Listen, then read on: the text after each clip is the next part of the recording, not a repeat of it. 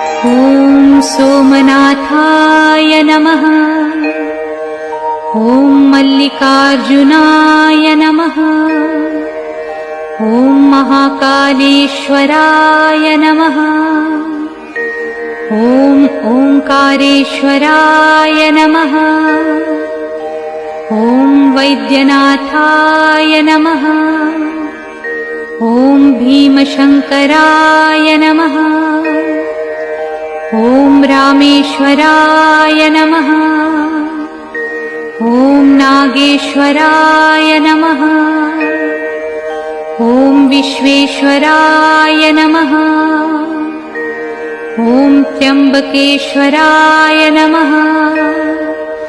ॐ केदारेश्वराय नमः। ॐ भुस्मेश्वराय नमः।